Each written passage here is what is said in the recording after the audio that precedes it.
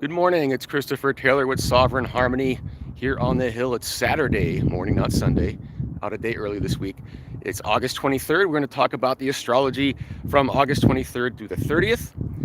And we are just coming off, just hours of coming off of a new moon in Virgo. It was at 0 degrees Virgo. We talked about this last week.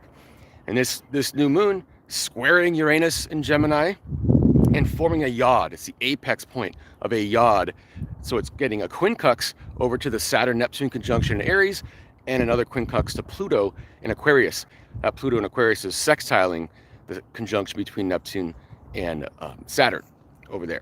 So that's the yod, that's the finger of God, the destiny point. So we're coming off this energy right as we speak, and this is going to be with us for a couple of weeks. I mentioned last week, this is kind of establishing this idea of this new function in the world, okay? This new individual function that we're transforming into, okay? And when we get to the eclipse next month, the solar eclipse at 29 degrees Virgo, that's the exit point of the old function, okay? But we'll focus on that later. But with this, so again, we're rolling into this idea of adjusting ourselves, adjusting our according to our true selves. You can hear the thunder in the background. I don't know if you can hear that. I don't know if being on the top of a hill, pointing my phone in the air is the best thing to be doing if there's thunder around, but we'll try to get through it. Anyway, so this is a time of adjustment as the world is changing around us. That's what those outer planets, so all three outer planets are aspecting this new moon. And so we're getting these epiphanies with that Uranus and Gemini about what our true role, our true function is in this greater world represented by this movement of the outer planets to their new signs, okay? And those outer planets are about to back into the old signs, especially with Uranus backing into Taurus. Saturn and Neptune will back into Pisces. So there is a sense of going back and finishing some things, okay, over these fall months. So this solar eclipse in Virgo next month in late September, that's going to be kind of the initiation point of that exit. And as these outer planets move back into their older signs, we are finishing up so that we can be ready for 2026, which is when, again, that Saturn-Neptune conjunction in Aries really anchors in. And this is a point of societal evolution, a change, a shift in that sense, okay? Anyway, so then coming off of this new moon here that we're coming in, that we just, again, had just a few hours ago, it's Saturday morning right now, we will have on Monday, Venus is going to exit Cancer, enter Leo, where it's going to then aspect all the outer planets. So the outer planets are in focus here today.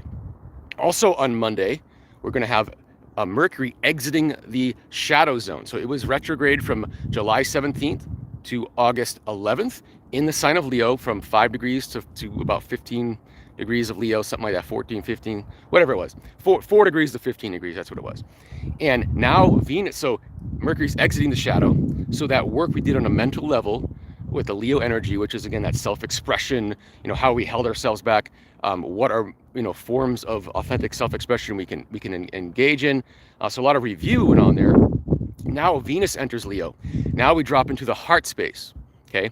And right as we drop into that heart space, Venus is going to form a sextile to Uranus in Gemini, form a trine to the Saturn-Neptune conjunction in Aries, and oppose Pluto in Aquarius.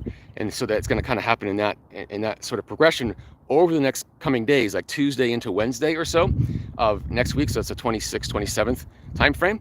And so there really is a sense of, we've gone over some things on a mental level when it comes to our expression and our authenticity. Now we're dropping into our heart space, and there's a real sense that the epiphanies that we're getting associated with this new moon really align with our hearts. And so it's almost as if the unconventional path forward feels the most stable, which seems like an oxymoron, right? But whatever is unconventional to us, relatively speaking, it feels like the most stable, and we're accurate in that feeling, okay? Because it is most stable in alignment with our true soul nature, where we're headed. That's the stability, okay? It's not stable in the past. It's stable in the future, okay? So it is unconventional because it's unfamiliar, but it's still more stable for us on a soul level. So that's really the difference here. And so that can lead to some real inner transformations that begin this week, where we really dig into, where does my heart lie? How have I not been aligned with that? Because the future wants us to align with that, because the future is bringing us forward, okay? So anyway, I think we'll leave it short, leave it there.